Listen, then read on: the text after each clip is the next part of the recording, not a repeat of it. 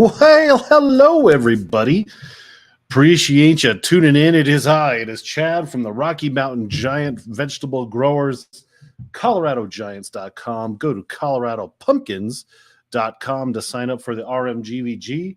Or if you're not in Colorado, go to your local Giant Pumpkin Club, sign up. That is always a great thing to do if you are new to the Giant Pumpkin world. That's where you should start, your local club. But we have a Hall of Fame caliber guest today. We have Andy Wolf. He is about as OG gets. Andy, is quite famous within the sphere, especially the last few years with his 2365. But just an all in all, awesome, super nice guy, very helpful. Don't forget, comment below, ask your questions. We have our list of questions over here to the side that I'll get through and ask Andy. Sorry if you can hear my children. They're being extra rambunctious today. If I don't get to a question, that's okay because I have it on my side. Don't get offended, rather. And Andy has agreed to give away some seeds. Jason was able to pull those levers and convince Andy, though it didn't take much convincing, again, because he's such an awesome guy. No, he doesn't have a 2365. But let's just jump right into it. Andy Wolf has been growing giant pumpkins since 1999. That's 25 years in Little Valley, New York. Over the years, Andy has grown multiple state records and several pumpkins over 2,000 pounds. Andy frequently gives his time to new and seasoned growers alike, giving talks and helping out with a local and national club. In 2019, he got into the 5,900-pound club. In 2022, he got into the 2,400-pound club. And his biggest achievement within the pumpkin sphere of all, I would have to imagine, is getting accepted into the GPC Hall of Fame in 2021. Andy is a legend in our circle. So let's all give Andy Wolf a warm welcome as he joins us now from New York. Andy, thanks so much for joining us today. Oh, thanks for the invite, Chad. You're very, very welcome. We're so happy to have you. How's the weather out your way? Oh, pretty crappy. We got a couple inches of snow here. We got spoiled a couple weeks ago with some 70-degree weather, and the cover crop I got going, winter rye started to green up, and it was looking kind of promising there for a bit. So, but it'll be all right eventually. Gotcha. Is there anything you want to start with? Any insightful thoughts as a preamble, or should we just dive right into the questions? Oh, just dive right into it, I guess, Chad. All right. The first question we always start with: what is your number one tip for the new grower? Soil. You know, it's you got to get the soil tuned up. Me after all these years, that's still probably the one thing that I got to remind myself of every now and then, that don't go too crazy with one thing or another. And I've kind of gotten to the point where things have reached a point where they've, I'm fairly predictable, I guess, as far as the pumpkins go. I'm fine tuning things still, but to new growers, I usually tell people, if you can't get that soil tuned up, none of the other things are going to really matter as far as vine training or pruning or all these other things. You got to have the ability to, put out a pretty good sized plant to be able to, put the weight on. Definitely. So starts with the soil. Do you recommend getting soil tests? How does one? What are the best things somebody could do to go about enhancing their soil, making it optimum for giant pumpkin growing? Well, I would say that if you're starting from scratch, and whether it's just a backyard garden that you're converting into growing giant pumpkins, or if you're got a piece of lawn that you're tearing up, I usually tell the new folks to just start throwing organic matter at it. Whether that's old leaves or, good compost or something like that. Get the organic matter built up, because normally, in a situation like that, you're only starting from a couple percent. And I think the giant pumpkins need a little bit more. So once you get all that started to, that bulk additions added in, then it's probably time to start looking and thinking about doing a soil test. I use Western labs. I think a lot of the growers do. Last year, I sent off a new sample. Well, I split a sample. I did, the same one I sent to Western and Regen Ag Lab to run the Haney test on it. But I don't know that you necessarily need to get that complicated. For some of the guys just starting out, maybe the local ag extension might be good enough. Just get your pH and the macronutrients checked. I'm obviously a little bit more, fine details and trying to tune it as closely to, optimum as you can at this point. But for starting out, yeah, I'd get a soil test, but I think, get those additions to the soil first, let it mellow a little bit, depending on what time you're starting too. Right. When is the best time to amend your soil? Well, I like to plan ahead. So the way I do things, I'm rotating between two spots for my for the competition patch. So I'm actually doing a fair amount of amending the season before I'm actually growing there. Probably late summer, early fall. But I've had some pretty good years where it was just a mad dash and scramble in the spring and throw as much on as I could. And, it was all spring additions at that point. I resemble that remark. I just was washing my hands from doing that exact thing today. Andy, what is your day job when you're not a pumpkin grower by probably after work, evening, nighttime, morning? What do you do? I'm actually an inspector for our county health department here. So think like water samples, septic systems, restaurants, that type of thing. Office is only 10 minutes away from my house. So I got a pretty good setup where I can come home a little bit more often than most folks. Do you have how big is your town? Like, is it a pretty big town, small town, or city rather? I'm about 7.5 miles from the nearest village where I'm at. So it takes me about 10 minutes to get there. And, our township, I think there's like 900 people here. Oh, wow. The closest village has maybe 1,200 people in either direction.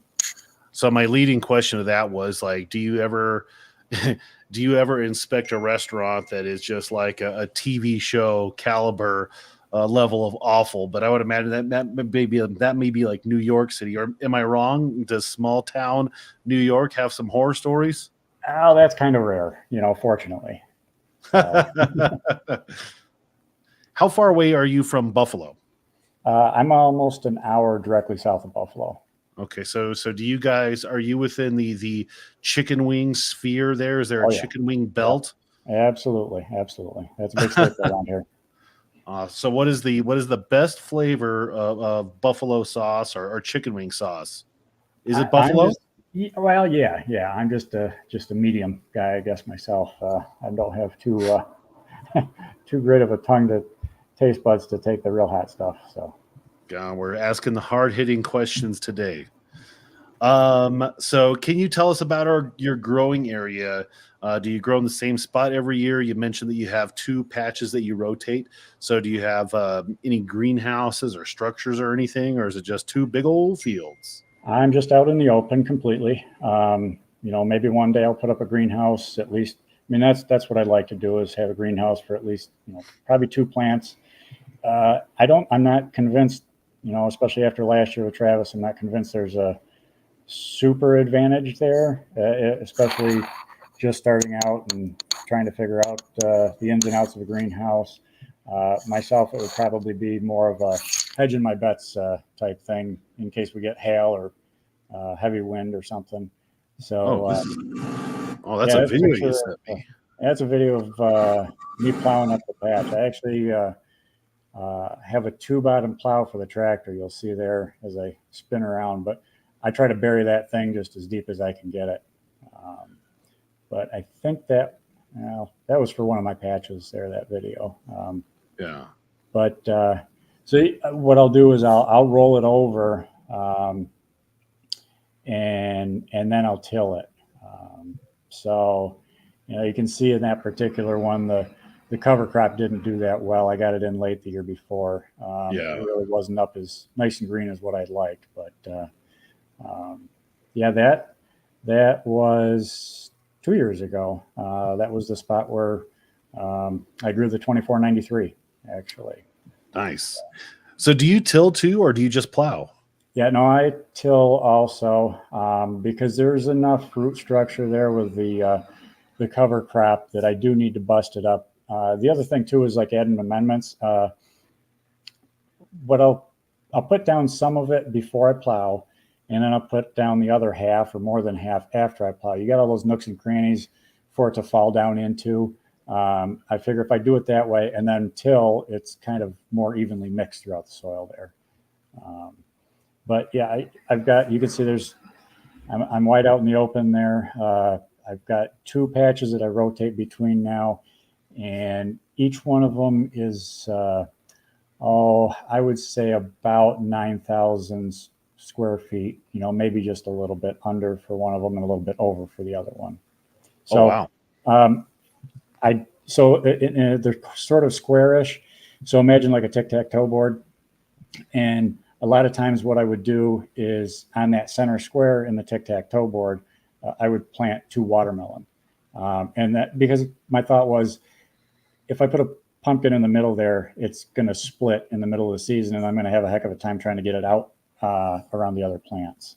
So yeah, that's my setup there with, let's see, the 8 of them that I did 2 years ago.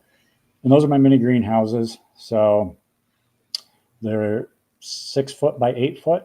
I think most of them are anyway. And that's the trouble that I have is that, on my schedule, they're climbing the walls at the end of May, and we can still have some rough weather at that time. So it's kind of a, coin flip on whether I have them climbing the walls or whether I can completely remove them based on the forecast. Yeah. So maybe someday I'll go a little bit bigger with the greenhouses, but right now they're big enough to work well with my time frame, and still small enough that I can manhandle them around and drag them out into the woods and get them out of the way when I want to. Yeah, that's almost a postcard right there, Andy. That's a nice spread you got, sir. That's a nice sunny day here. How many pumpkin plants do you grow? Jason wants to know. Too many. So let's see. I'll usually do 6 to 8 in the competition patch. Wow. I'm planning on 6 this year, and then I usually have a secondary patch. I usually refer to it as the orange patch, and I'll put anywhere between 6 and 12 more out there. It depends on the year. So yeah, that's just for quantity rather than quality over there. Yeah, absolutely. Nick wants to know, do you grow anything other than giant pumpkins, tomatoes, sunflowers? Not really, just a giant watermelon. My best watermelon was 4 years ago in this patch here. It was 242 pounds, which was pretty good for New York. Not that too many other people grow them up here, but it was a later pollination, and just looking back at it, if I was able to pollinate 2 weeks earlier, I might have made a run at 300 pounds on that one. Wow. That's awesome. Let's see here. Man, that I can't get over how pretty that looks. That is the opposite of Colorado. Oh, really? Yeah, it doesn't happen all that often, I guess, but you got to take the pictures when it's a nice photogenic one like that. So absolutely. And when you're not growing giant pumpkins, if you have a shred of free time for, dare I say, any other hobby, do you what else do you got, what you and your family like to do? No, I'm always growing pumpkins. That's it. I used to go fishing. I think I got out once last summer.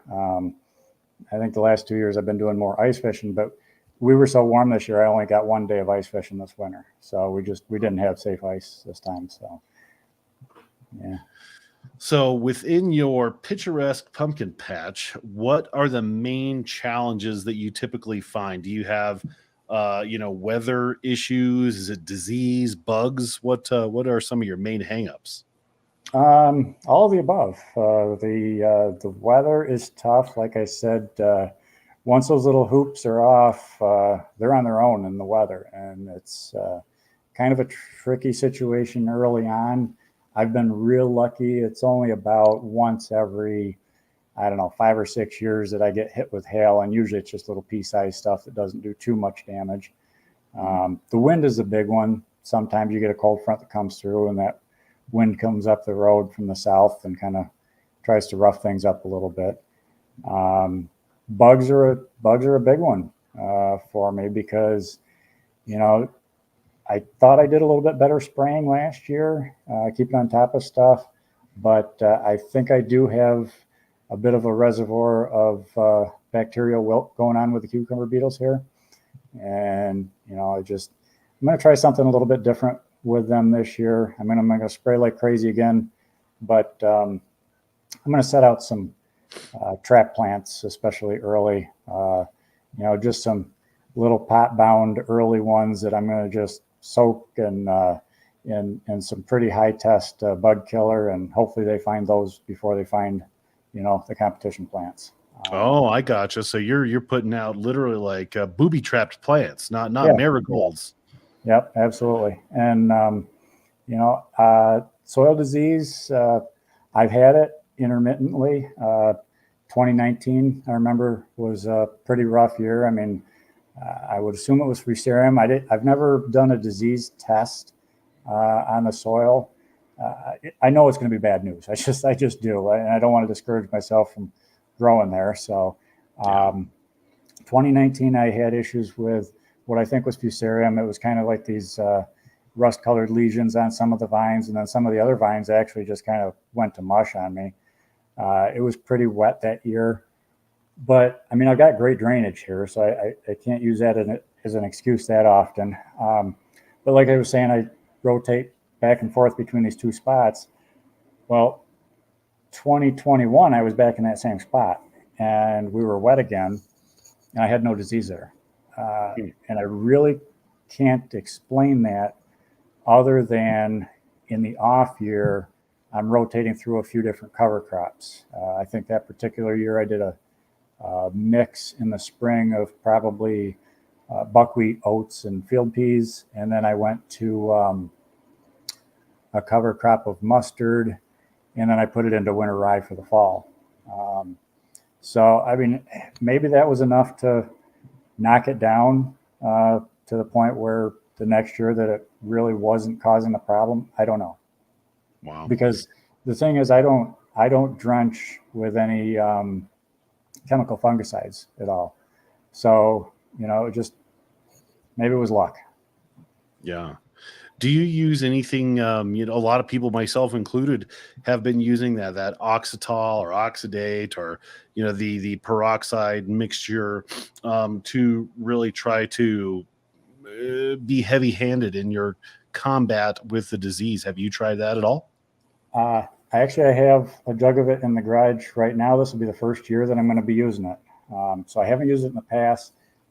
It's a different product, but I have been using the phosphite products a little bit in drench and as a foliar also. So maybe that does help some. So that's about as close as a fungicide drench as I'll use, and I don't think that really harms any soil biology to any major degree. So yeah, make sure to wear some PPE when you use that peroxide stuff. It is nasty.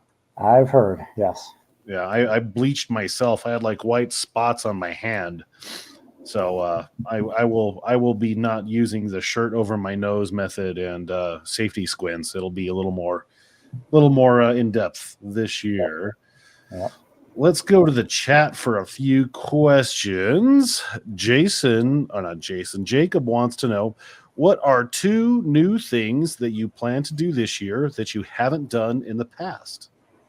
Well, actually, I think I'm probably going to try out a few new um, instruments for some technology here. Last year was the first time I ever tried moisture meters. And the ones that I had, I mean, they only went down about that far, maybe 4 inches or so. And the company started making ones they've got a cord on them so that I can bury them a foot, foot and a half deep if I want to this year. So I think what I'm going to do is try to check the moisture at different levels this year. And keep an eye. Last year was the first time I used it, and I learned a little bit. But so I want to use those. And Jake was talking in his interview about these meters that he uses, and I think I might give those a try. Something with a combined temperature and EC and moisture. So the more of the technology I play with, you learn a little bit every year on it. Yeah. So, is your main technology right now? Do you just like kind of stick your finger in the dirt and taste it to get everything you need to know? Well, I don't taste it, but yeah, a lot of this stuff, people ask me rates on this and that, and I eyeball a lot of things that I maybe shouldn't. But I did get a cheap EC meter, not last year, but the year before. And I was surprised that my eyeballing things might have been on the lighter side compared to some of the other growers. So, I had a lot more leeway in what I could be adding. I think I could run the rates a little bit higher. And part of that was year before last in the fall, after I grew my 2493, for the first time, I finally tested the water. I sent it off to Western Labs and, got a reading on the actual raw water that I was using. And because I think Ron Wallace talked about this, he had some issues with salinity in his water and his well water from a DPW or whatever uphill from him years ago. Salt leached into the ground. And we've got that around here. And I just kind of got a little bit worried about it. I thought, well, let's see what happens. So I sent it off, and water pH was 7.6, and everything else that they tested for came back low, all the way down. So I had very good raw water. So between that and, dabbling with the EC meter, I can really add quite a bit more fertilizers to the water than what I had been doing, I think. Although, I'm not going to complain about the results, certainly. I don't know what would have changed if I had doubled the rates. But. Yeah, I think you're just barely squeaking by. You're doing okay. And that's awesome to know that a top level grower can. I always kind of joke, like, I'm very much a glug or a pinch or a smidge, maybe a splash of this or that sort of guy. And I really need to try to dial it in. But if Andy Wolf can get to the point where he's doing well with a splash or a smidge or a glug, maybe there's hope for me too. Oh yeah, definitely. Nick's Big Pumpkins. How do you feel about alfalfa pellets or meal? Do you believe that the growth hormones in them really do anything? Well, that's the first time I've ever heard about growth hormones being in alfalfa meal or pellets. I'll have to look into that. Now, that said, I've been using alfalfa meal for just about forever, for years and years and years. I would prefer pellets just because alfalfa meal is so dusty. You don't want to just toss it out there. If there's any breeze, half of it's not even going to land in the soil. It's going to go over the neighbor's house. But alfalfa pellets, I think you kind of got to keep an eye on those. If they're made for like horses, they might have a little bit of added salt in them. But yeah, I really like I would put down 50 to 100 pounds of, probably closer to 50 pounds each of alfalfa meal and cornmeal per plant for the last, I don't know how many years. And, going back to, the plowing example, I put part of it down before plowing and part or more of it down after plowing and then till it in. And why specifically are you doing that? What is the benefit of alfalfa pellets and corn pellets or meal? It's cheap around here by the pound. We get it from the feed mill. So the other thing is it's a slow release nitrogen. Now the cornmeal is, I guess it's really just a slow release nitrogen. I was under the impression years ago that it might actually feed the native trichoderma fungus in the soil. But after doing a little bit more reading on that, it was maybe based on not the best science. So I'm not going to hang my hat on that one. And I'm just going to say it's a kind of a slow release nitrogen. And I'm sure there's other micronutrients that are in both. Yeah. And do you do that in the springtime? So are you kind of adding that, we'll say now-ish, so that you have a slow release nitrogen as the plants kind of start to get some legs behind them? Yep, I'll do that at my first tilling. So that would be the first week in April usually. And that's it. That's just a once and done. I don't know how long it takes to break down in the soil, but considering it's a meal, it's a flour consistency with a cornmeal anyway. It probably doesn't, depending on, soil moisture and temperature, it probably doesn't take very long for the bacteria to get working on that. Memo to self: April or alfalfa in April. Check. This guy, Booby, Pumpkin, Mikey, do something or other. Mobius, 2 weeks before and 2 weeks after pollination. Are you specifically adding or not adding anything? I don't think there's anything that I'm necessarily avoiding around pollination time. I know back in the olden days, we would avoid nitrogen, right around pollination time or just before, because, if you overdo it, you could probably cause more aborts. But before pollination, if I'm pushing anything in that time period, it's probably calcium. And then after pollination, probably seaweed products, if anything. And maybe that's more of a later season push, but I like the seaweed stuff after pollination for sure. Is there a specific reason for that? Whether or not it actually does it, I don't know. But the thought there is that it should delay slowing down of the fruit growth. I mean, hopefully it keeps it growing later longer. Gotcha. So you're looking for kind of a growth curve of up and hold it there rather than kind of. Yeah. I want to pack on as many pounds in as short a time period as I can, because who knows, maybe we get a frost in the middle of September or something crazy. Hopefully not, but Right. that mid-season, that summertime, that's what I'm looking for. The only Matt DeBacco wants to know, how many yards of leaf compost per 1,000 square feet do you recommend, and how often? Yearly, bi-yearly, every other year, every 10 years? I put it in as much as I can get my hands on, as often as I can get my hands on. Around here, we've got the villages go around in the fall with one of those leaf vacuum trucks, and they suck them up. And I've been able to get a fair amount of those through the years brought in. But, the best stuff is the stuff that doesn't look like leaves anymore. It's just crumbly. And the thing with that is, what's a pickup truck load? A yard and a half, something like that.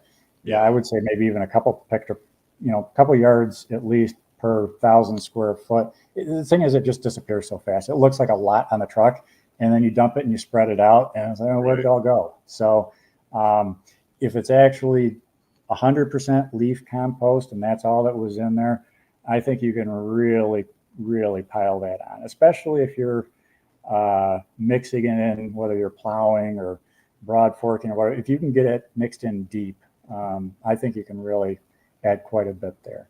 Now, Oop, go ahead. I was going to say it depends. There's got to be a maximum. I don't think you want to. I mean, I saw YouTube of Ryan up in Canada there that was growing in 100% leaf compost, and he still had a pumpkin off of that. But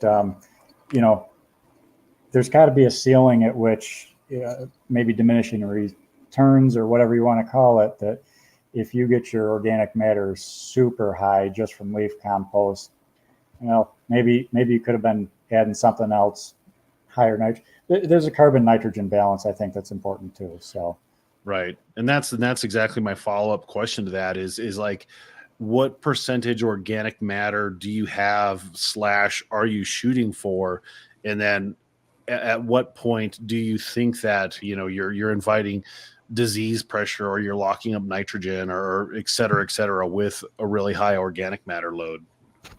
Well, ideally, the organic matter over time is going to break down. It's going to release your nitrogen anyway. But, I don't know where the tipping point is. Now, mine, I don't even know what I don't even know what I'm at. I think I'm somewhere around 5% on mine, which is probably lower than what I would imagine if you see the piles and piles of leaf compost that have come in here through the years. Yeah, I was thinking you'd be in the high 10s, maybe 20s with what you're just kind of saying. Five. And again, you go back to that video of me plowing. I've been able to bury that right up to the top bar before, and maybe I'm just mixing in so deep that it does take that much. Just like I said, you spread it out, it just kind of disappears sometimes. So, but yeah, I don't know if I'm inviting disease if I bump up to 10%. I don't think so. If you've got your good biology going the way it's supposed to, I guess I'll put it that way. I mean, it's just a ratio, good to bad. It doesn't matter. I don't think, my organic matter percentage, if the percentage is higher, then I'm fine if the good guys are out competing things. So. Okay. Frank the Tank wants to know, did the ethylene test produce any thicker stems on the baby plants, or was it not a success? I don't know about this. Do tell. Oh, word got around pretty quick then, I guess. So there was a paper that came out, I don't know when it was, last fall or something, and a couple of us caught on to it, emailed the person, the professor that wrote it, and it was about seed priming ethylene treatment. So their stuff said that basically seed treatment with ethylene gas produced healthier plants that could withstand stresses better later on in the plant's life. And so that kind of caught my attention. Well, I don't have any ethylene here, but I did have some fluorel, which as it breaks down in water gives off ethylene. So we're playing around with a couple different trials. I was, and Cindy did too, and there wasn't anything that jumped out at me. I did a second batch here. Part of it is my germination setup in this new house that we're at here in the basement. The humidity was too low or something. I still haven't got my seed starting setup figured out yet. So the plants were kind of crippled off the bat as far as that goes. Anyway, short answer is I didn't notice that much of a difference. No, and actually it hindered the germination on some of them to a certain extent. They did come around eventually, but I don't think it's anything that I'm going to try with competition plants this year. Interesting. All right. New stuff. These are the secrets, the hard-hitting questions. Love it. Larry wants to know, heating cables, Sandy? Yeah, I have to here. Probably by the time I'm ready to plow, the soil temperature might make it up to 40 here. So I've got to help that every way I can. Now, I think there was only 1 or 2 years that I was able to get away without them. I mean, this was probably back, 15 years or so ago, where I actually laid clear plastic flat on the ground. And you get one of those nice sunny spring days, and that will drive the temperature up even a foot deep. at the expense of your first couple inches are probably going to be 130 degrees. So, there's a trade-off there. But yeah, I have to use heating cables. I dig out, maybe 2 foot by 3 foot, and then go about a foot deep and lay them in. And then I'll put oversized pots in and then backfill. So when I'm ready to plant, all I do is pop the pots out, put the plants in. What is the ideal soil temperature? Do you use a controller to dial in the heating cable temperature, or do you just plug them in and let them rip? I plug them in and let them rip.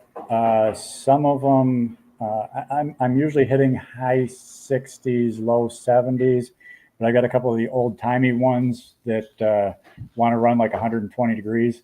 So I'm actually going to order thermostats for those ones this year and try to do it right, so I don't cook everything right there. Yeah. So let's see here.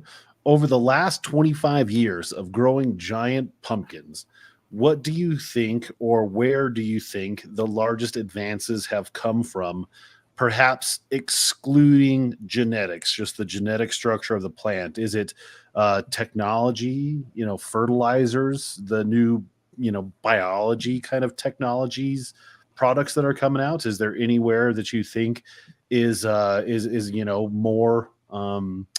more beneficial than something else?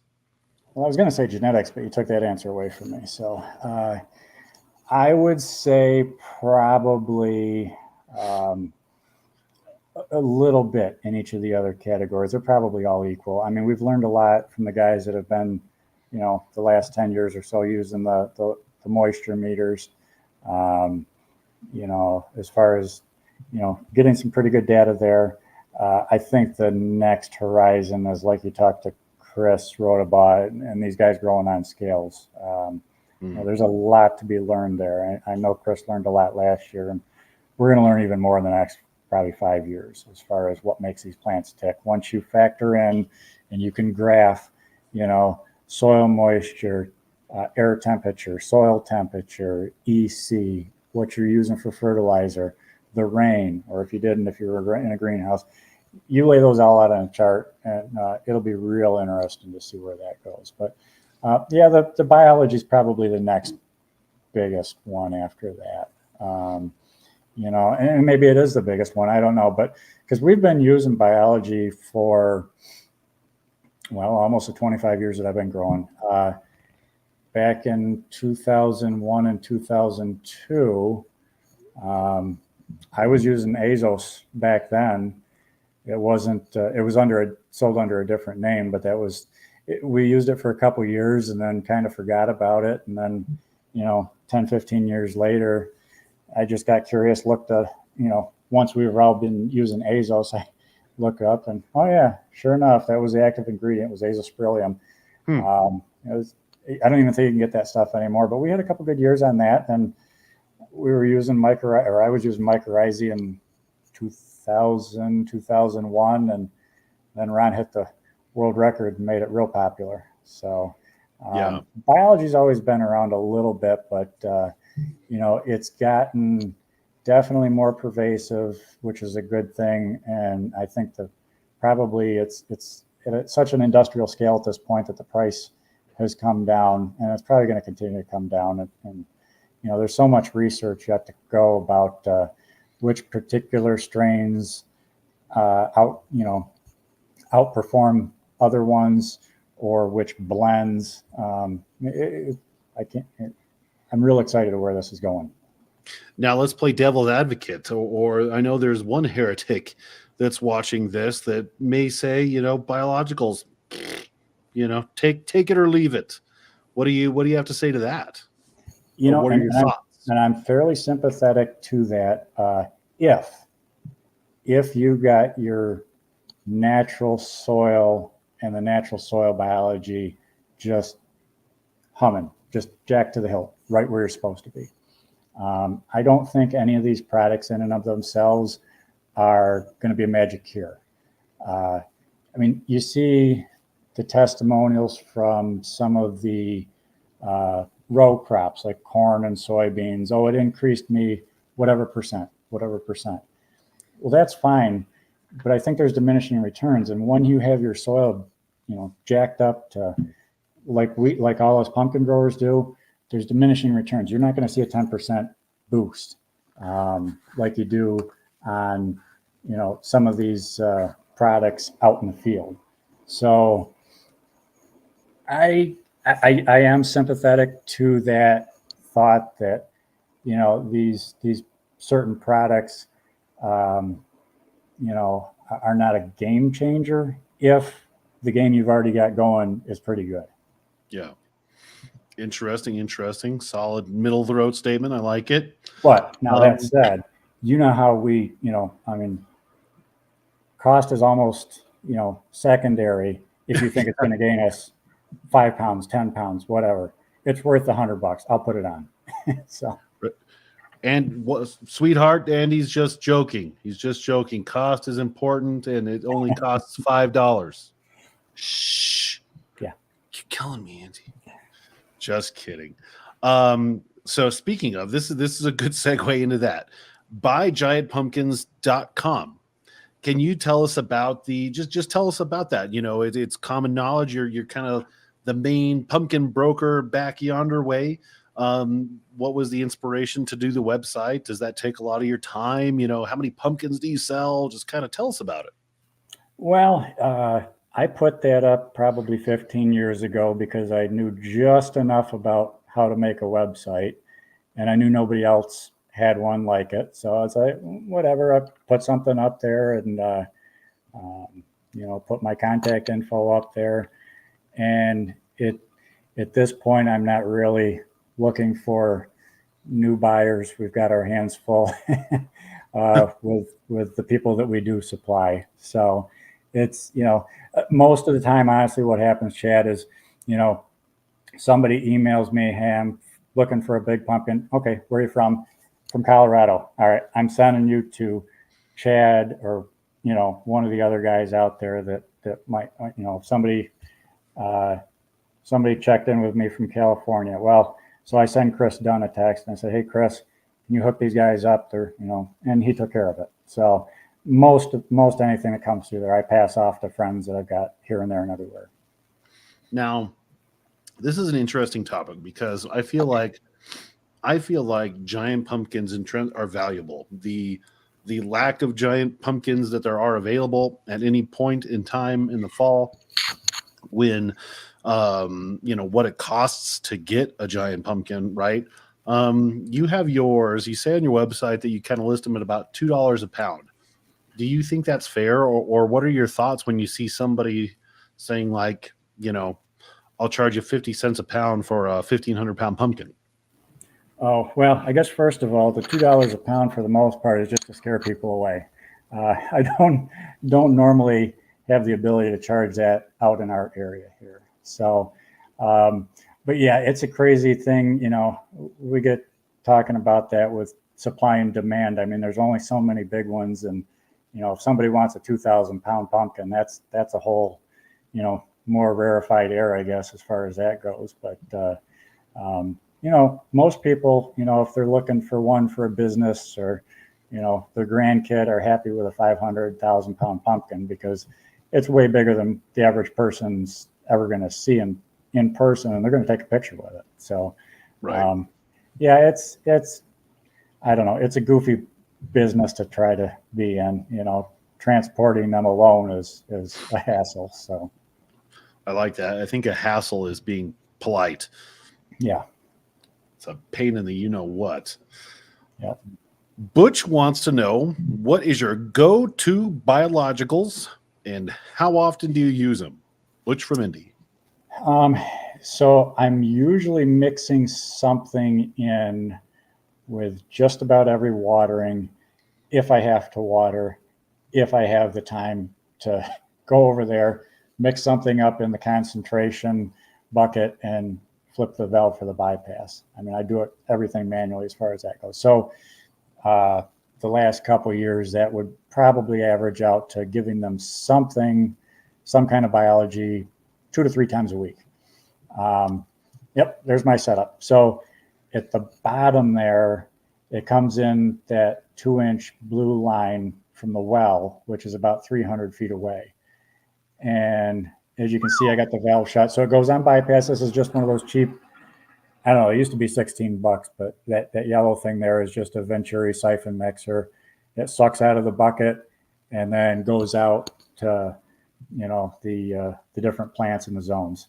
That is a 4-way timer. So when I'm not fertilizing, it's set up so that it hits one plant or one zone for, let's say, 15, 20 minutes, shuts off for about an hour or so. And during that hour or so, the sun is warming up the line, the water in the blue line. And then it kicks on to the next zone and it waters there. And then it shuts off. So it kind of, it's intermittently goes all the way around the patch and hits everybody eventually. Three times a day for each plant, roughly. Well, so 2 during the day and 1 cycle during the night. But anyway, back to the biologicals. Mix them up in this bucket.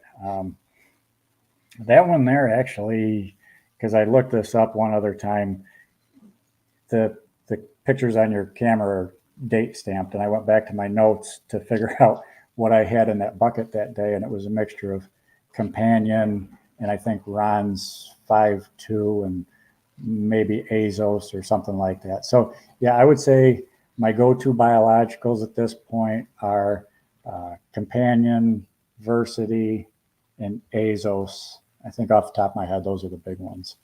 Okay. And you mentioned watering at night? Yes.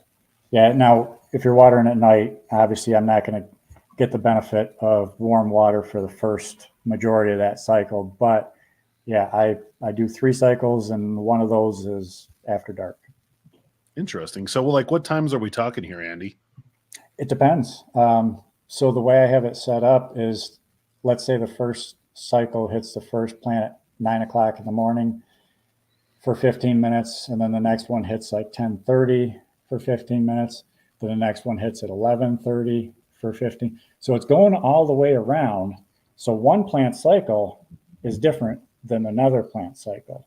One plant might get, say, 9:30 in the morning, 4:30 in the afternoon, and then 2 a.m. Yeah. The plant next to it might get 10:30 a.m., 6 o'clock p.m. I see what you're saying. 4 a.m. Yeah. So, and I really should keep better track of which plants were on which timer cycle, just in case there's an optimum cycle for their watering. The plant that was watered at 3 a.m. did 20% exactly. better in year 2023 and 24. Thus, 3 a.m. is the magic hour. Yep, exactly. And I don't know for sure, but I think my better ones were usually, and I don't have this written down anywhere, but so like 10:30 in the morning, then 6 o'clock in the evening, and 3 in the morning, something like that. So, and it doesn't matter. I mean, that's how my watering is set up to be able to deliver sort of warm water to the plants. So even if there was an optimum cycle, only one of them's getting it because the other's got to get something different. Wow, man, this is good stuff. I mean, I'm looking at your setup and the success that you've had, and I'm very much a lot of us, especially in Colorado, we're all in the arms race of, what can we add? What more technology is there? How can we do this, that, and the other thing? And then here's Andy Wolf with a Venturi fertilizer and a $15 Amazon timer throwing off 2,000 plus pounders. I'm like, what am I doing with my life? Sheesh. Oh, it's a $50 timer, Chad. Oh. In that case. Yeah. That's awesome, though. I love to see it. And by the way, we have 112 people watching, so that is cool. A record. Everybody wants to know what Andy Wolf has to say. So let's see. Our last one was the biologicals question. Big Kahuna wants to know, what do you do for weed control? Any herbicides?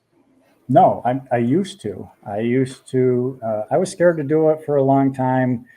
And then Jerry Rose and some of these other guys down in Ohio were, or Don Young, those guys would very carefully spray underneath the canopy with Roundup, half strength, I think, when the weeds are real tender, an inch or two up, it's pretty easy to kill them. But I read too much about Roundup and having issues with the soil. And so I quit doing it. I mean, I may spray like the perimeter of the patch just to keep like grasses from creeping in there. But no, I'm old fashioned on the weed control. I'm pulling it by hand. I've got a stirrup hoe, which is not all that easy to do once you lay the drip line down. So I'll walk through there.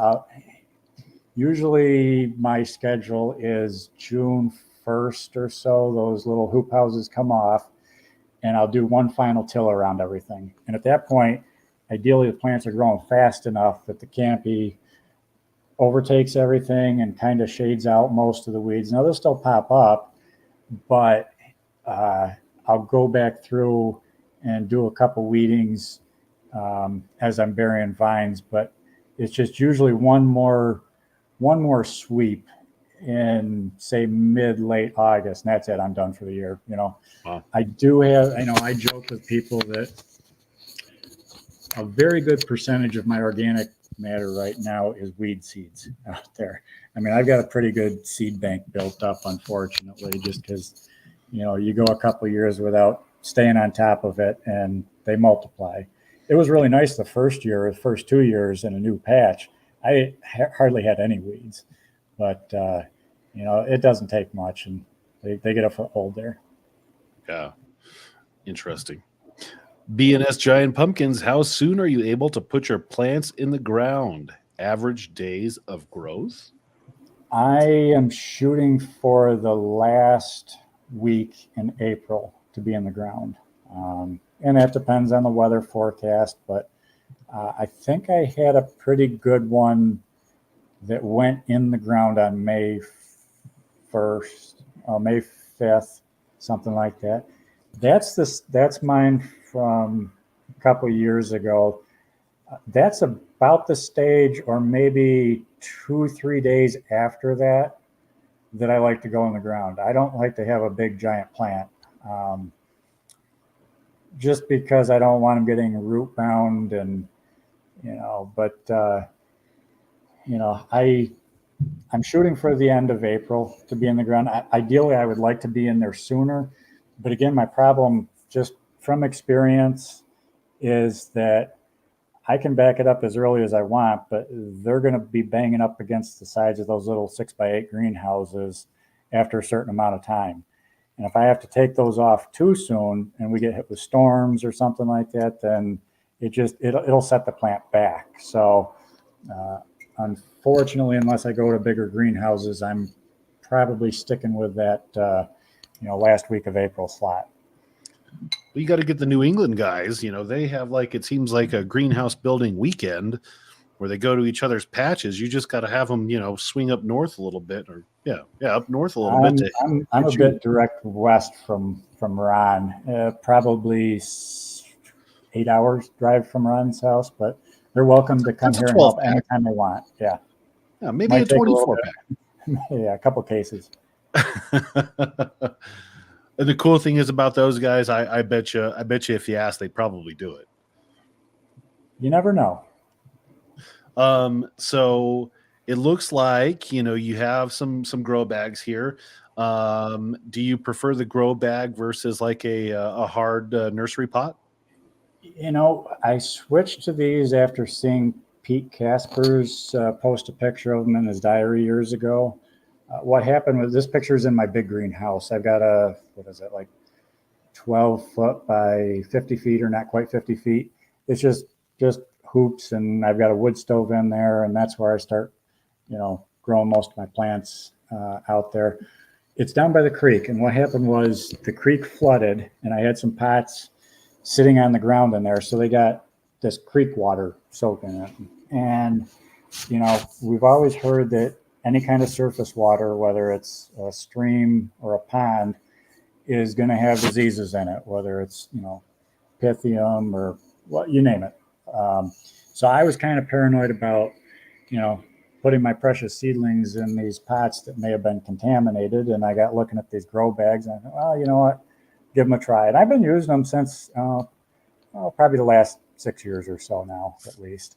I do like them in some respects. They're just, they're disposable, but for the price, it's not too bad.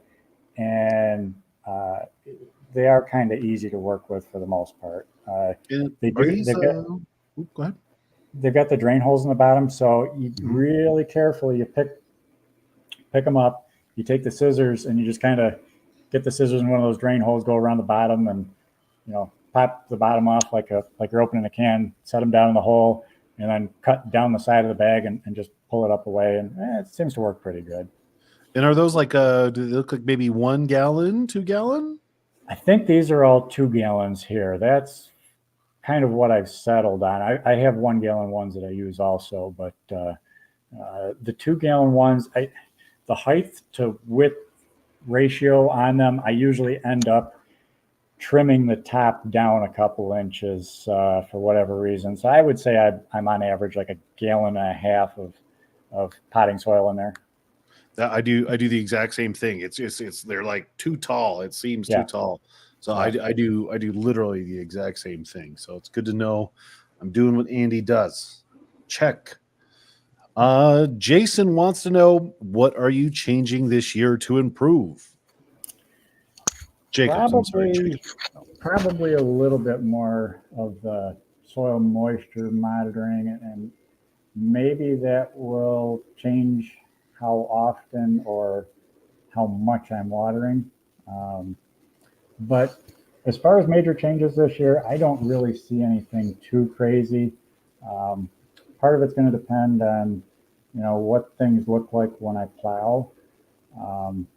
So the spot that I'm in this year is the same spot that I grew the 2493 in. And what happened was, usually I'm running around to all these different way offs and stuff in the fall, and I rarely get the chance to clean the patch out and doctor it up for the following year. A lot of times, I take my time and I'm cleaning up in the following spring. Well, I was able to get things cleaned out, and instead of plowing after I pulled that 2493 and all the other plants out, I just threw down some winter rye seed and tilled it in. So after the soil had been a bit compacted all year, I didn't really dig in and fluff it up. I just tilled in that rye. Well, the rye came up okay. But what happened the following year, so 2023, that's last year. Time flies. So we were in a major drought. I mean, it was bone dry in that patch. Well, in all the patches, but that patch wasn't getting watered, obviously, with just the cover crop in there. And so I mowed the cover crop down like I normally do in the summertime. But when I went to plow it, it was so bone dry, that plow just would not dig in. I mean, it was getting in like 6 inches, something like that, where normally I can bury that thing right up to the hilt. There's a cover crop a couple years ago, mixture that I was not, use a weed whacker to knock it down, and works good when you have the kids operate it for you. But so anyway, that thing was just skipping. So I barely rolled it over. I got it planted into a different cover crop mixture for last year, and we didn't get a whole lot of rain by the time I was knocking that down. And it was still bone dry. So what I did was, I had a guy come in last fall with a mini excavator, and we just tore trenches through that north to south. And I backfilled those trenches, and he was even digging it with a mini excavator and said, "Man, this is hard digging." It shouldn't be, but it was. So he got down a little bit. We backfilled with some old leaves and ran out of the old leaves. And so I was just taking the manure pile from the barn and chucking it in there, and it wasn't broken down yet, but I just had to throw something in there. So after we ran that way with the excavator, I ran perpendicular with the plow, seeded it into my winter rye mixture a little bit later than what I would have liked. I put it in probably second week in September, where previously I'd been planting winter rye in the middle of August. And it would get up, I mean, almost to the point of going to seed by the time winter hit. But the deer come in and they mow it right down flat for me. Yeah. I would hope that they're fertilizing it more than what they're taking off of there. But anyway, so as far as changing things this year, part of it's going to depend on what the soil looks like when I get going. So far, the winter rye crop looks good, but when I plow it and roll it over and hopefully get some more old leaf compost put on there, we'll see what it looks like. But I don't see any major drastic changes this year.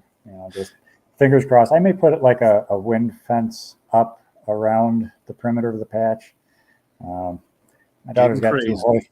Well, nothing too crazy, but my daughter has two horses, and I'm getting paranoid that they might escape. So those pumpkins look mighty delicious.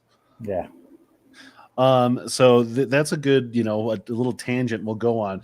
Was that what you were describing with the Mini X digging? Did you say that was in the patch that you then grew the 2400 in, the 2493? It was after that, but that's that patch, yeah. And so that'll be where I'm growing this year. And I want to show everybody this picture. This is let me see if I can zoom that in. That to me is that is mind-blowing. Look how healthy that stump looks after growing we'll round it up 7 pounds for you, a 2,500 pound pumpkin. That is just like, yeah. I wish wow. pollinate one day earlier, and but yeah, that's one of my favorite pictures. That's a standard Rapala fillet knife there, and that thing could have kept going a few more weeks, I would imagine. It was tough to pull that out of the ground, actually. Yeah, it's green, it's supple, it just, wow.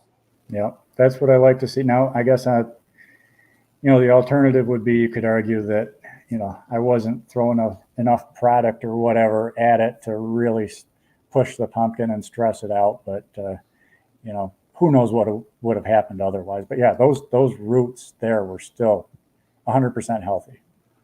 Yeah, my goodness, I need my plants to look like that. So on that note, something I'm doing this year, and Jacob Morenzer does it, and Stealth does it, weed fabric, and kind of minimizing your vine burying to help mitigate disease pressure. Obviously you don't do that, but like, kind of what are your thoughts on that? I think from the people that I've talked to, it's almost something that you have to do for the guys that are growing farther south in the higher humidity and higher temperatures. I thought about doing it here, at least to keep the weeds down a little bit, but boy, it looks like a lot of work poking holes and making sure your taproots get down. So no, what I do, I bury every vine, including the main vine. I know that would kill some people's plants, I'm sure, but I will go back through usually end of July, and I will very carefully take my finger and go underneath the main vine, in between the joint, in between the roots there, and loosen the soil and basically expose that main vine all the way down to the pumpkin so they get some airflow. By that point, the roots are already tapped in, so you're not doing any damage at that point. But I do want to watch the vine at that point. And you do that with 6 plants? Yeah. Man, that is intense. Well, I'm sure there's some things that I'm just not doing that you guys, I mean, there's probably things that I would do different. I know there's stuff that I would do differently if I was only growing 2 or 3 plants, for sure. Yeah, absolutely. Okay, we'll do a couple more questions. This is a good spot. Andy, do you have social media or anything that we could plug for you to get some more followers with 110 people watching? Oh, I guess I'm on Instagram. I don't post there too much. Andy W1407 is all my stuff. So So go give Andy a follow on the Instagram, and subscribe to this channel. We'll have more people on, follow, all that good stuff. Speaking of people with social media, Nick Kennedy, the new Colorado famous second-year grower with Ron. Where do you see the giant pumpkin hobby / sport going in the next 10 years? How do we get more growers interested? And who got you interested in growing? Well, I'll start with the last question first. I grew up on a little farm, and we kind of dabbled with it. I remember, I was probably 8 or 9. I posted a picture years back on BP. We just would throw a seed in the manure pile behind the barn, and I think we got like a 250-pound pumpkin, or it looked like that from the picture. We never weighed it. But about an hour from where I lived was Ray Waterman's way off in North Collins, and back then that was one of the top way off sites in the world, and so we would go just as spectators at the time, and it was kind of neat. And I always wonder, what would have happened if I would have started talking to the growers back then and got seeds and jumped into it, 10 years earlier than when I actually did. But we went just as spectators at the way off back then. And, there was a kid, he's only a year behind me in high school, and he was growing them. And I figured, well, I got some seeds from him. I figured if he could do it, maybe I could give it a try. And so that's where I got my first seeds from. And I probably got some, 200-300 pounders there. And it wasn't too much longer after that I discovered that there was pumpkin people on the internet. Now, this was back in 1998, and it was just the old mail-order email list back then. There was 1 or 2 growers that had their own personal websites, but I got chatting with a few of them and figuring out how they were doing it, and didn't look back. I haven't taken a year off in 25 years or more. So it's crazy how much has changed in that amount of time. I mean, not just the weights, but the number of people, although that seems to have leveled off in recent years. I had been putting on beginner seminars in my area, trying to get more people recruited for the local contests here. And I'll be doing another one April 13th in Randolph, New York. And, it's tough, because those of us that are still growing, we're kind of the ones that are either crazy enough, or however you want to describe it, that whittled down from a much larger pool of people that have dabbled in it and tried. And some people get discouraged right off the bat, or, circumstances, maybe they don't have the best growing area or something like that, it's, I guess it's not for everybody, but, it really should be, I suppose. Next 10 years, I don't know, 10 years out, we're going to have a few pumpkins over 3,000 pounds. So, how many times the world record gets broken between now and then, I can't wait to see. Yeah. What do you think is the best way to inject people? Is it doing those presentations? Do you think, perhaps we as a community of people, I mean, kind of like this is something that I think is helping. But just, do you have any any advice for growing the sport? Well, I've always told people that that don't grow pumpkins. I said, if you can grow a good garden, you can grow giant pumpkins.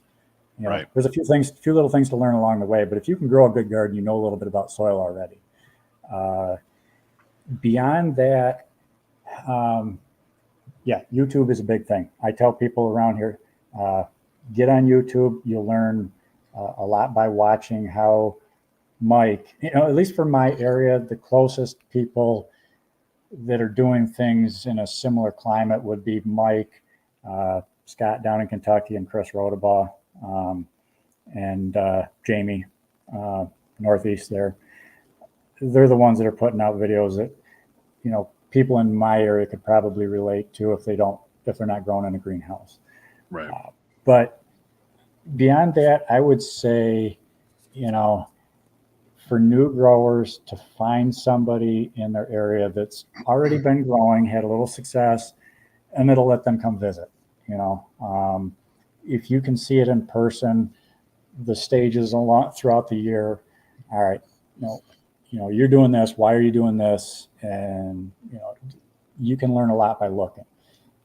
Whether it's somebody close to you or going to the patch tours. I know, we had our place here last year on the patch tour, and this summer it's going to be down in Ohio. We'll go visit those guys down there. They put on a pretty good patch tour and picnic in the summertime. So yeah, you pick up something every year.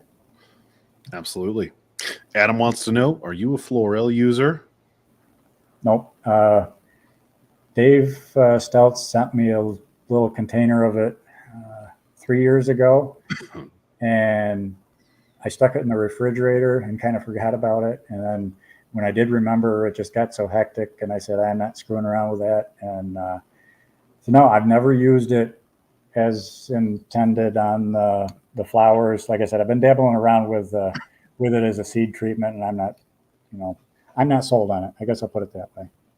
Yeah, well, that is par with your, dare I say, minimalistic growing style. Yeah, that is awesome. Let's see here. Jacob loves the eyeball method too. Butch says, thanks for these interview. You're very welcome, but I do have to give credit to Jason Cerna. It was his idea, and the RMGVG, said we could borrow some club money to borrow permanently. They gave it to us. Club money to do the stream thing. So it's Jason and the RMGVG. I'm just talking. Hopefully my wife doesn't see the fertilizer bill. You got that right. It's we won't talk about that. Using Versity, Andy, any molasses? That's a good question. Do you use molasses or anything to feed your microbes? No molasses. As close as I come to that would be maple syrup. We do make a little bit of it here, about 10 gallons a year.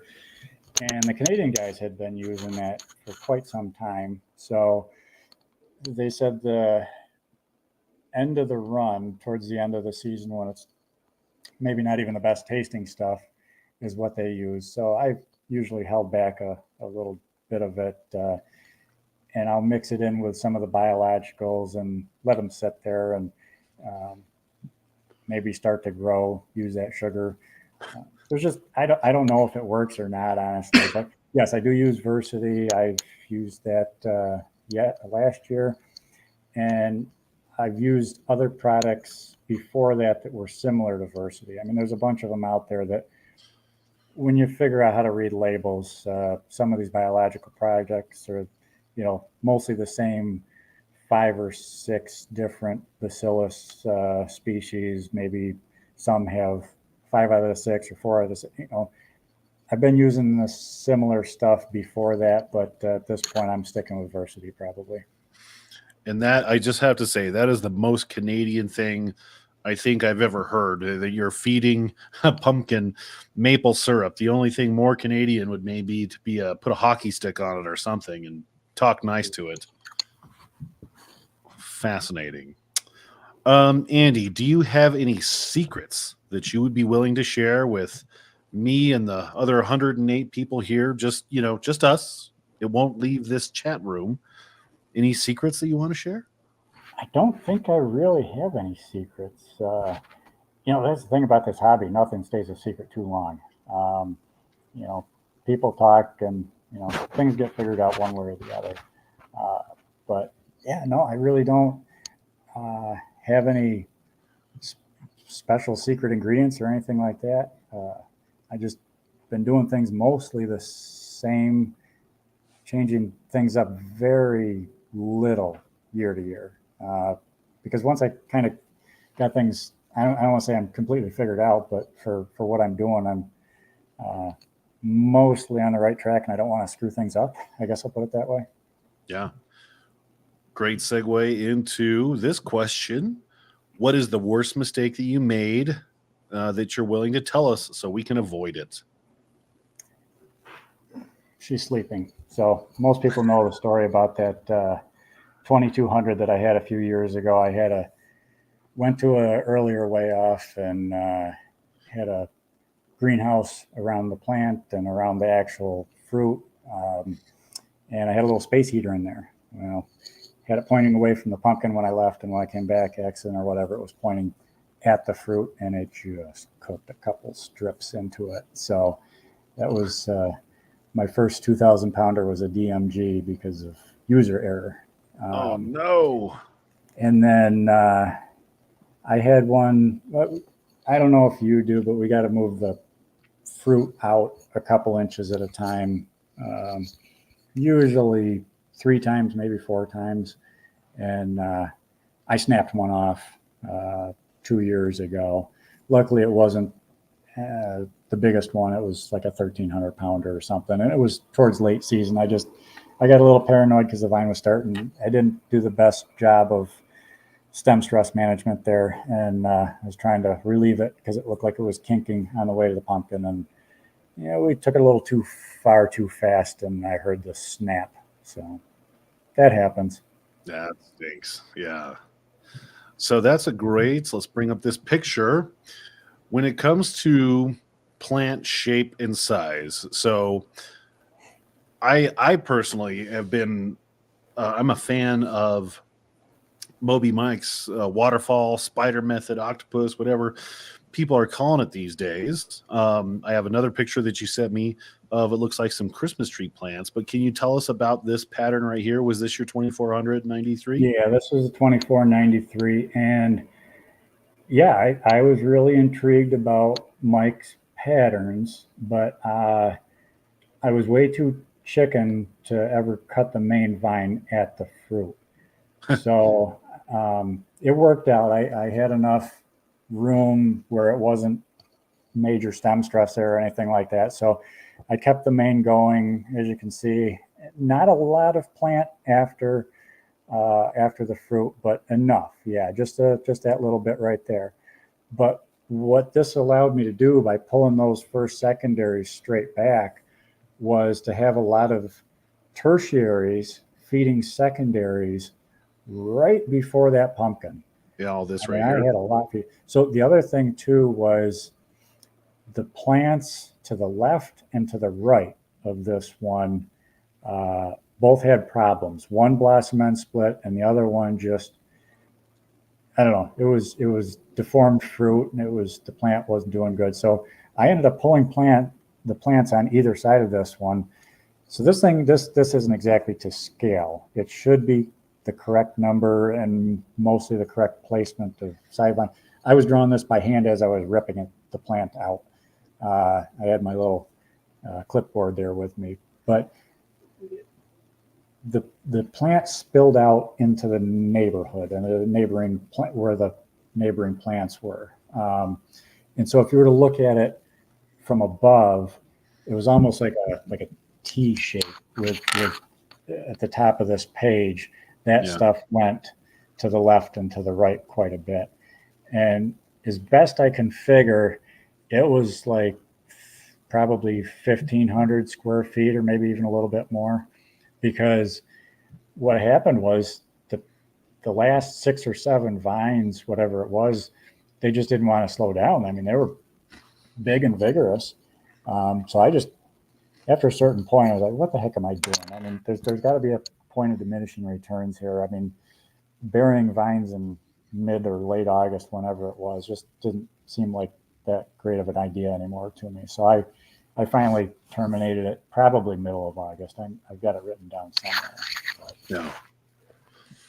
Gotcha. And then let's see, we'll go back. Plant picture. Loading. Wow. So there we go.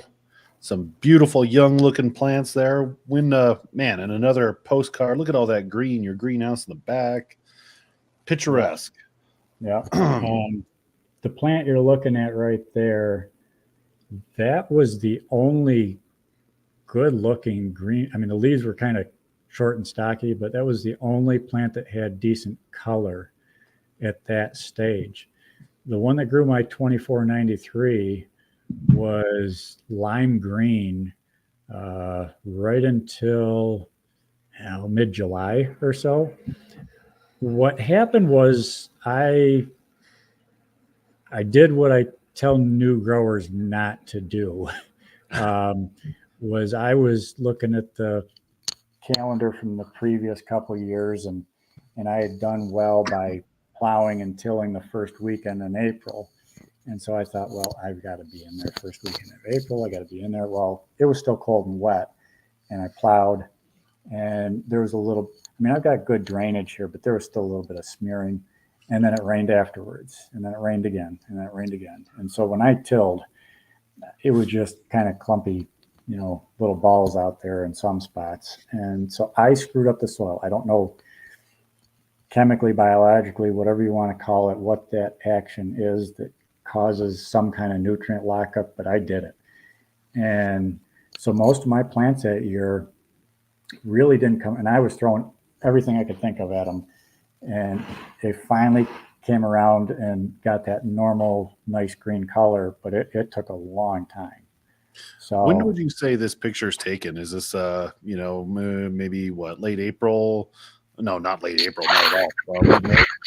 this is June, right around pollination time. So I would say this might be 4th of July. Okay. Yeah. And when do you try to, when is your pollination in a perfect world? When is Andy Wolf pollinating? I think my big one was the 24th of June. My 2365 was the 23rd of June. 20. Really, I'd like to be 2 weeks earlier than that. But Oh yeah, that's late. yeah. I mean, you got to cross your fingers and hope that they're doing 50 pounds a day or better to make the math work. But yeah, I'm kind of up against that thing with those 6x8 greenhouses and our crappy weather. That if I start much earlier, it's a real gamble. But yeah, now that 2493, that was like 19 and a half feet out too. I had a lot of plant behind it just because I didn't like my options ahead of that. Whether it would have made a difference, whether I could have trained the vine a little bit differently and hit 2500, I don't know. I'd love to hit rewind and try it every year and see what happens. But Yeah, try one or two things a little bit differently. mm-hmm. On that note, what seeds are you growing this year? What are the hot seeds? I hear there's a seed 2360 something or other that's quite popular. Have any of those? Not many. That's part of the catch-22 is that you want to put as many seeds out into the world and hope they get grown, and that's exactly what happened that first year. I put a lot of them out there, and a lot of guys did pretty well with it, and so it caught the attention of enough people. And Travis gave it a try, and we did really well with it our first year. We had that 2006 of my daughters and my 2493 first time out. So we'll grow that again. We'll grow 2365. I do have an 1885 in the freezer still. It's kind of burning a hole in the freezer that I planted. And there's a lot of good and interesting seeds out there that I'm gonna make some really tough decisions on those last couple spots. Man, look at all those. Yeah. Holy moly. And it's funny, I keep a Google Docs spreadsheet that of basically all of those, the results, plus the ones that I know of that, okay, the seed didn't germinate, or the first year it was culled, or it split or whatever happened. So as best as I can tell, there's probably still close to 200 seeds out there in the world of the 2365 that haven't been planted yet. So this is a whole topic that I kind of want to dive into, and this is as good of time as any. But the 2365, that seed now is obviously kind of cemented itself in giant pumpkin history as one of the best seeds. It's grown a world record. how does that make you feel? I mean, obviously we all want to grow a world record or a state record, but it's got to be pretty darn cool knowing that your seed grew a world record and like all of these really big pumpkins and pollinators and the prodigy of the 2365. Like, what is that like? Describe it to us. It is kind of cool only because, well, I made that I planted the Deletus, the pollinator plant, specifically to make that cross. And the thing is, I do that a lot. I make a lot of crosses that I think would be good in my head, but they don't always get grown. They don't always pan out. And every once in a while you get lucky. And this was just hit the jackpot, I guess. Now, so were you aware of, when I guess when Travis, or if I look back over here at tools Pumpkin Fanatic, Andy Corbett's site, our first interview, or any of these guys, I'm looking, you got 1, 2, 3, 4, 5, 6, 7, 8, 9, 10, 11, 12, 13, 14, 15, 16, 17, 18, 19, we'll say about 20, I think 20, 22. Any of the 22 pumpkins over 2,000 pounds that seed has grown, did those guys were people kind of feeding you information and letting you know how well it was doing? Oh yeah. There was a few of them that were keeping in touch as things were ramping up. Actually, I didn't even know Travis was growing it until Don Young visited his patch, and Don called me as he was pulling out the driveway, I think, and Don acted like he just seen a ghost. And I don't blame him. But yeah, it was kind of cool to get reports from here and there and everywhere the last 2 years. A new Canadian record the first year, just blew that out of the water. Guys around here, New England guys were keeping in touch with me, sending me texts all the time. So it was pretty neat.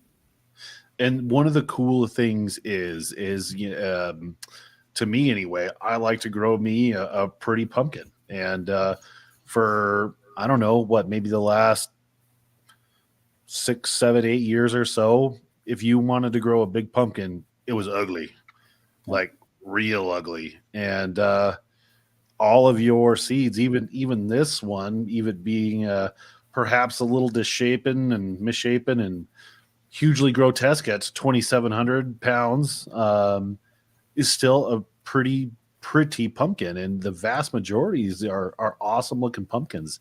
Does that make you feel, are you proud of that you have brought back big and pretty together, and you can have awesome giant orange pumpkins?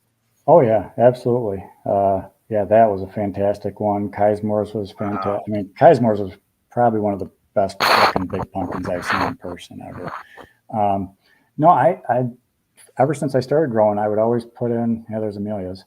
I would always put in, let's say I was putting in 10 plants, which I've done that before, but if I was putting in 10 plants, 2 of them would be my own seed, a couple proven seeds, and then I'd put in a couple of them that I knew would be, nice bright orange ones, because I do like the orange ones. And, once, we saw what the 1501 Vanderwillen was producing, some of the 2145s, was all right. The writing's on the wall. And as of the last couple of years, I've told people there's no weight penalty for growing a pretty pumpkin anymore. It used to be they didn't have the potential. Not only did they not have the potential, they weren't going as heavy to the chart either. But yeah, I mean, that thing that was a bulletproof shape. I wish I could have grown it for another month. Well, with the look at the stump, you could have. Yeah. That's so cool. I mean, that just has to be a notch on your belt for just, the best cross ever, question mark, probably I would say. Well, for now, there's going to be better ones, maybe even this year. We'll see. I mean, oh yeah, it's just a matter of time. There's going to be something hotter come along, and I'd be interesting to see which one it, takes the new title. And that what are your feelings when you see auctions going on and you see your seed going for 500, $1,000? Like, what does that make you feel? What's going through your mind when you see those seeds going for so much money? That's a crazy amount of money to me. I mean, I mean, I'm glad was able to help the clubs that way. I mean, that's the only thing I can figure. It's nice that people are. I mean, they're donating the money is what they are. And hopefully getting a shot at something special out of it. But it's nice to see people helping the clubs out like that. While I have the stage to do so, what are your thoughts on the 2006 Wolf coming from somebody who wants to grow it this year? It grew far over 2,000 pounds the first year out, and I was pretty impressed by some of those ones. By far, personal best for some of the guys that grow it, and they've all been pretty. Now, the one thing that shocked me was that, I got to meet those guys. They're pretty cool folks there. The 2006, I don't think won any Howard Dill awards, but the 2493 won a couple. So I kind of had to laugh at that. But I mean, the Cruise was fantastic looking pumpkin. Oops. There's some real pretty ones there. Yeah. So out of your seeds, if we eliminate the 2365, what do you think is your premier seed? Is it the 2493, or do you like your 2006? I think it's a close call. That 2493, I think, got grown a little bit more. It had a heavier top pumpkin. Joe Jutras had a 2217 off of it. But yeah, that's a nice one. That was their first 2,000 pounder, I believe. So I think it's a pretty close call of either seed. But I don't know. We're the 2006 was probably getting planted here again this year. So, Gotcha. And speaking of the 2006, before you guys start typing numbers like madmen, just simmer down for a second. Cindy sent in a message. Cindy's number 44, and I'm getting my number in. What are you going to give away tonight? You are generously going to donate a couple of seeds to the stream tonight. What do we got, Andy? Yeah, I said I'd donate a couple sets of one each out of my 1917 from last year, which was a fantastic looking pumpkin, and 2006 and 2493. Still got a few left, so might as well get them out there. Awesome. And that has to make you feel really cool. Like, I mean, every year maybe like 5, 6, 7 people grow my seeds, and it's kind of fun to like watch them and follow along. So when you have dozens of people planting your seed, that's got to be really cool. Oh, it is. You get to follow along, and I mean, I try to grow my own anyway, but it's kind of neat to see how they do in these different locations around the world. Yeah.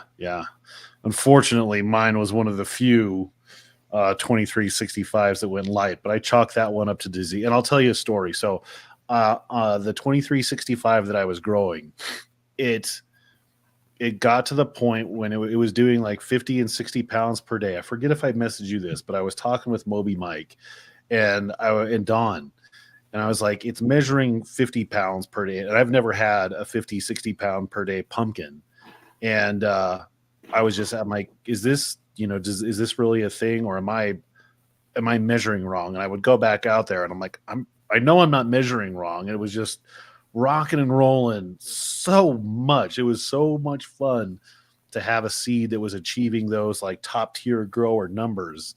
And then ultimately the disease took it out. But it was one of the most exciting pumpkins that I've ever grown, even though it ended up at like 1,500 or something. So thank you for the awesome cross. No problem. Thanks for giving it a shot.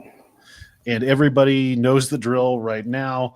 Lots of numbers being put in there. We have 115 people watching right now. 116. Wow. So we are going to do numbers 1 through 150, just so it's not everybody, trying to get on top of one another. to get those seeds. So pick a number. Oh, we're at 119, a new record. 119 people watching you, Andy. So pick a number between 1 and 150. At the end, we will throw the random number generator up, and we'll do three drawings. Jason will comment in. We'll do a number of drawings equal to the seeds that Andy is willing to give away to everybody tonight. So pick a number. You guys kind of have to police it. Jason, the moderator in the chat room, is going to be kind of calling out double numbers. So try to police that. I know it's kind of a pain, but don't step on anybody's number. And I will post a pinned comment. Here it comes. This pinned comment. If you win, we are not responsible for hunting you down. You be responsible for yourself, and send an email to Hazmat Rider. Holy moly, my comment got swallowed up by my comments. So here we go. Pin message at the top for Hazmat Rider. Send that email to Jason if you are one of the winners, if you want one of Andy's seeds. And trust me, you want one of Andy's seeds. I want one of Andy's seeds. Everybody wants one of Andy's seeds. How many, what's the most creative pitch you got for a 2365? Was somebody like, I have this briefcase full of money that I'm just going to leave here, or in a pie box? What was the coolest pitch you got? Yeah, it was stuff like that. I said, nah, if you got a briefcase full of money, give it to the clubs. So, but yeah, I think I tried to get ahead of it as best I could by posting even last winter that I was effectively out of them. And, my plan was to once I'm growing what I'm growing this year, to be down to maybe 3 of them in the freezer. And that's it. Wow.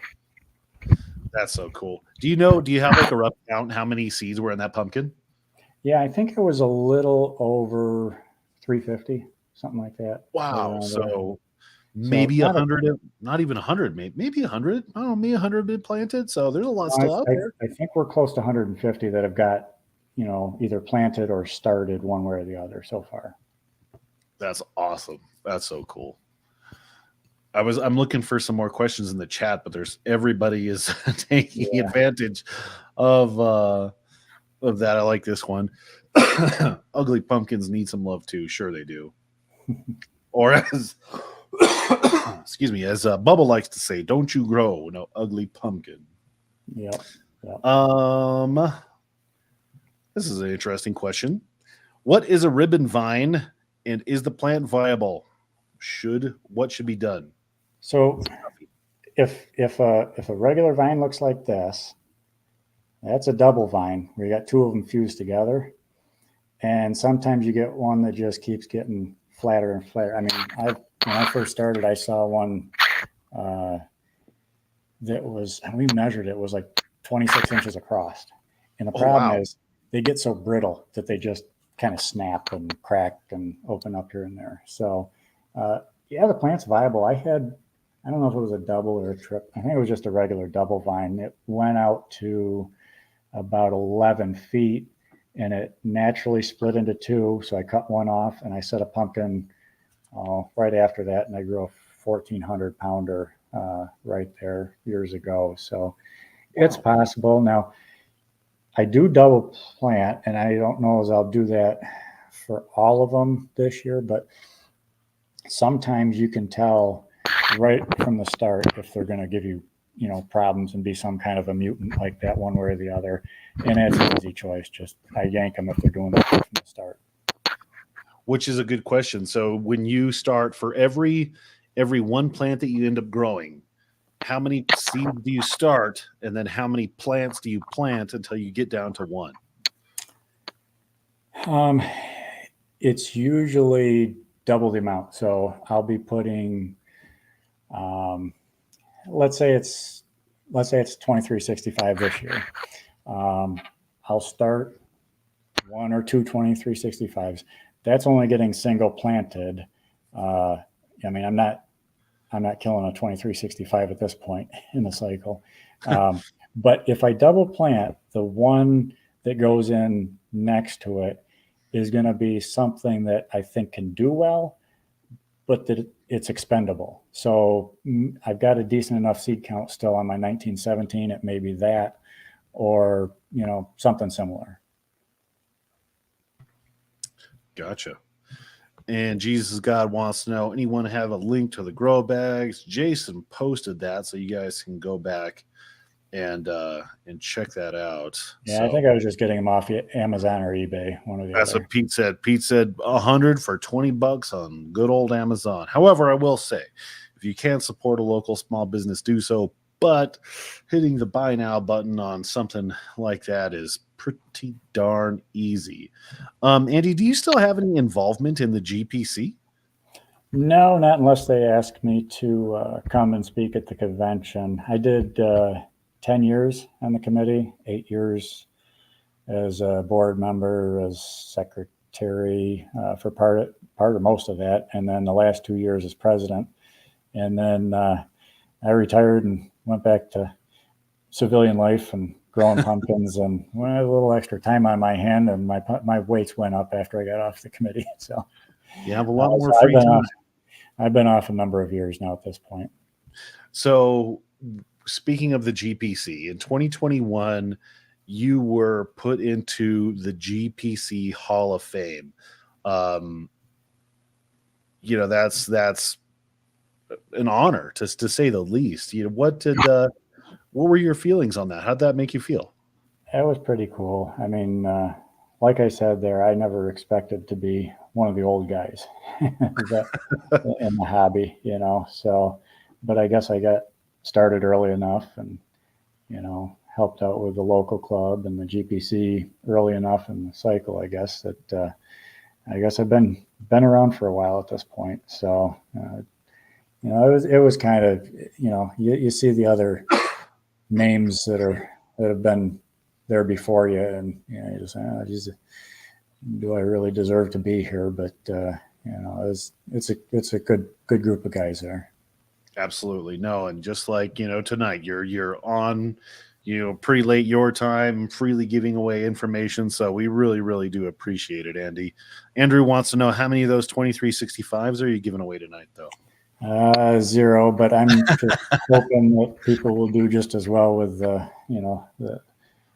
genetics that came from that. So nice try, Andrew. Nice try. Frank asked, how big are your plants on day 30 feet wise?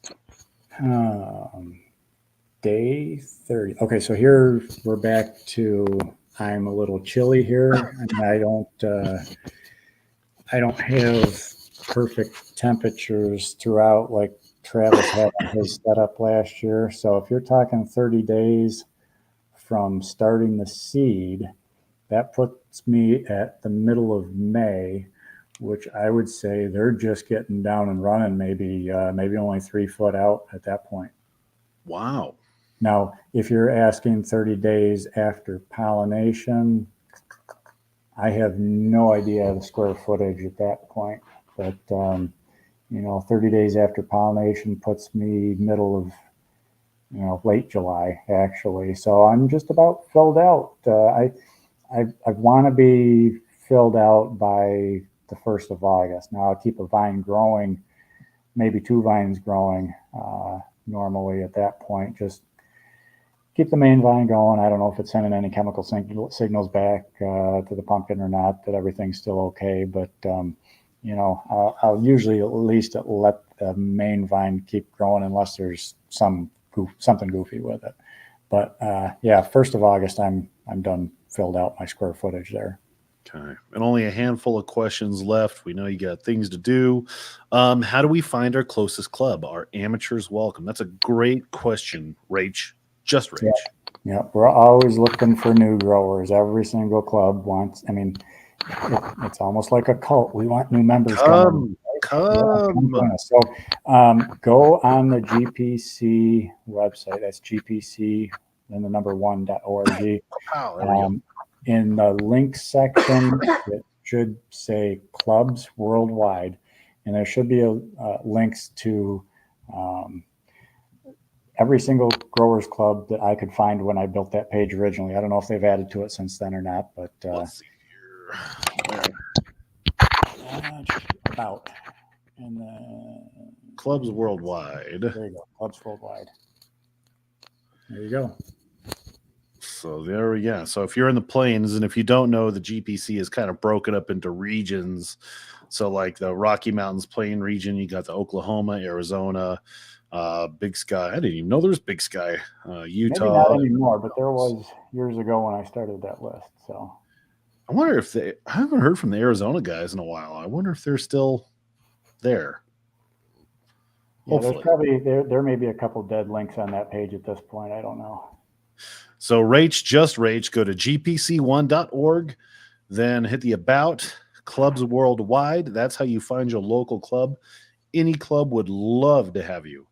If you ask pumpkin questions, just beware, though, you're going to get people talking about something that they love that people frequently don't ask about.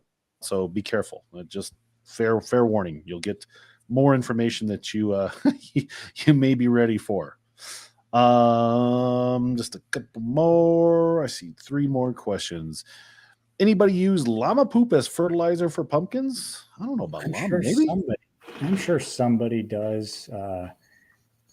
I've used sheep manure. That's probably as close as the first year that I was at this location. So when we moved here, where I used to grow, it's the orange patch now, but it was all overgrown lawn, and we mowed it down, and I spread some sheep manure and a couple other things, and I had the farmer across the road come and plow things over. Well, I used to live about 45 minutes away, and I had grown there for 6 years at that point, and I wasn't just going to abandon my soil out there. So I got a guy with a backhoe, and I had a big F-250 at the time with an 8-foot bed, and so I brought 3 pickup truck loads heaping of my soil from my old house to the new house, and I spread it out on top. And that first year I had a 1407, which was number 3 in the world. So I don't know if the sheep poop helped or if it was the combination of new soil and the old soil or what, but I look back and it's just amazing how much has changed since then. I was driving the truck to the creek and pumping creek water out and then driving it back over to the patch and, gravity feeding it out of the back of the truck. So not obsessed at all. Yep. This is an intro. We get this question a lot.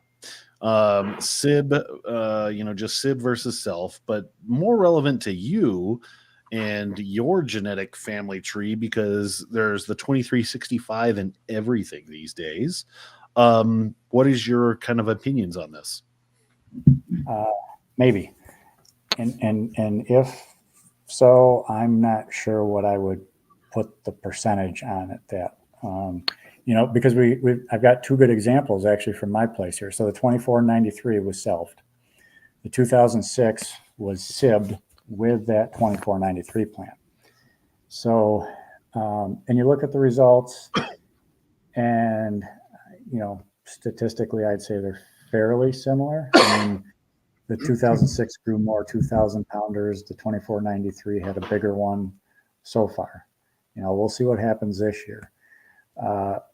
Back 7 years ago, 2017, when the 2145 McMullen was a hot seed, I had a 1742. I had a 1742, which was selfed, and an 1826 was sibbed with that plant. Now, funny enough, they were grown in the exact same spots. The 1742 it was selfed was grown in the spot where the 2493 was, and the sibbed one was grown where the 2006 was. So it's just kind of funny how that worked out. But those 2 seeds, the selfed one and the sibbed one off the 2493, were grown a fair amount, almost identical results. Each had a 2,000 pounder and some 1,800 pounders in that following year. So I don't know vigor, which one's going to be better seed, this and that. It's tough to say. Now, if you want to go second generation out and self it again, yeah, we'll see. Now, the thing is, not too many of those get grown. That's the thing. You got enough guys out there that are a little gun shy for whatever reason about self seeds anyway. You're not going to get that many more grown a double self seed or even a triple self seed. So I don't know that we have the data. You could make a case that there is a little tiny bit of inbred depression after a certain number of self generations, but I don't know. You'd have to grow more to really convince me. Yeah. Tonight is spaghetti night. We usually have Taco Tuesday, but Emily was mixing it up and brought me some spaghetti. Okay, so I think let's do this. Andy's got to get to bed. He's got places to inspect and 200 pumpkins to grow and just a busy man. So let's do it. Andy, thank you so much for joining us tonight. And everybody go like Andy's Instagram, subscribe to the channel, all that good jazz. How many seeds were you giving away, Andy? Just so I know how many numbers? Oh, let's do 3 sets. 3 sets. So I'll hit the generate button. Come on, number 8, please, please, please. Number 38, you are number 1. Number 63, you are number 2.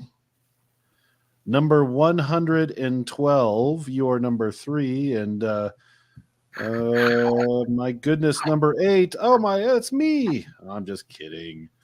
1 to 150. We'll do 2 backups just in case. 103 and 146. Those 2 are the backups. So if you were one of the lucky winners of Andy's awesome seeds, you have to email Jason. It's in the pinned comment at the top. It's hazmatwriter@icloud.com. If you don't send Jason an email, we go to, we go to the next guy, and so on and so forth. And if nobody claims it, I'm taking it.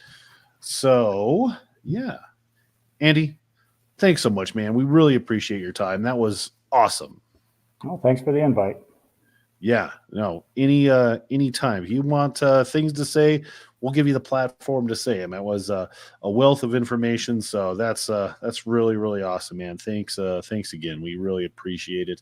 Lots of people in the chats are saying thank you, thank you, thank you. And anything to leave us by? Oh, good luck to everybody this year. It's always something fighting the weather or whatever, but give it your best, and hopefully I get to see you guys at the weigh-offs. All right, everybody. Thanks for watching. Tune in next week where we will have another pumpkin guest to impart knowledge with you on how to grow that 2,000 pounder. We'll catch you next week.